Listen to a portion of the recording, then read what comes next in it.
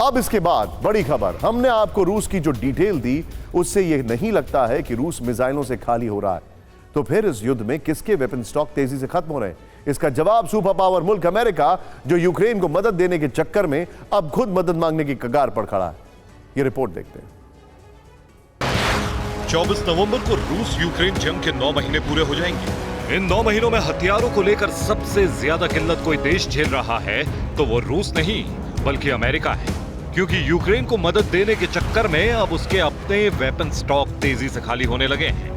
और ये कबूलनामा ऐसा है जिससे खुद पेंटागन चकराया हुआ है।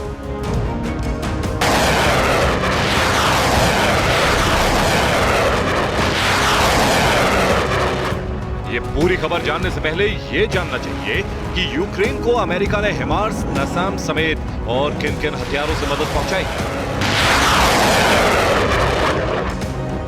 जनवरी से अब तक अमेरिका ने यूक्रेन को 8,500 Javelin anti tank weapon system दिए। अमेरिका ने यूक्रेन को युद्ध में अब तक 1600 Stinger portable air defence missile system दिए। Guided multiple launch rocket system कितने दिए, ये खुलासा पेंटागन ने अब तक नहीं किया। लेकिन यूक्रेन को ऐसी मदद पहुंचाने से अमेरिका का खुद का नुकसान कितना हुआ, ये भी सुन लीजिए। इस चक्कर में पेंटागन को दोबारा वेपन स्टॉक बढ़ाने के लिए $2.6 बिलियन खर्च करने पड़े हैं। और न्यूयॉर्क पोस्ट की फैक्ट शीट कहती है कि ये स्टॉक भरने में ही अमेरिका को कम से कम 2 से 3 साल का वक्त लग जाएगा। यानी इस युद्ध में इनडायरेक्टली अमेरिका ठीक से प्रभावित हुआ है। उसके तोपखाने तेजी से खाली हो रहे हैं। शायद इसीलिए फर्स्ट पोस्ट के हवाले से बड़ी खबर यह भी है कि अमेरिका दक्षिण कोरिया से होवित्जर आर्टिलरी के 1 लाख राउंड खरीदने की तैयारी कर चुका है, ताकि ऐसा करके वो अपने गोला बारूद के भंडार को बनाए रख सके।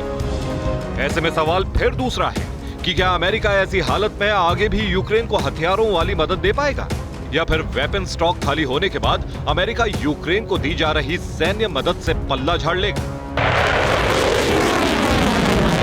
देखना दिलचस्प रहेगा, क्योंकि यूक्रेन अमेरिका से और ज्यादा लॉन्ग रेंज के वेपन सिस्टम की मांग कर रहा है और इस पर अमेरिका यूक्रेन को हां कह पाने की स्थिति में भी नहीं है। Bureau report, TV9 Bharat.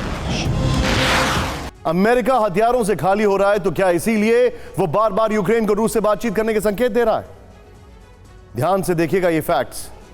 America के पास हथियार नहीं है, सब जानते हैं। यूएस जनरल मार्क मिले 2 बार कर चुके हैं बातचीत की वकालत। इस पे एक बार भड़क भी चुके हैं Zelensky. CIA chief William Burns ने हाल ही में किया था कीव का दौरा, और वो भी रशिया से बातचीत के बाद। ज़ेलेंस्की ने कहा कि G20 में उनसे वेस्ट ने उनसे बातचीत के लिए कहा, नेगोशिएशन के लिए कहा। बाइडेन प्रशासन ने प्राइवेटली यूक्रेन से नेगोशिएशन के लिए कहा, यह वॉशिंगटन पोस्ट का दावा है।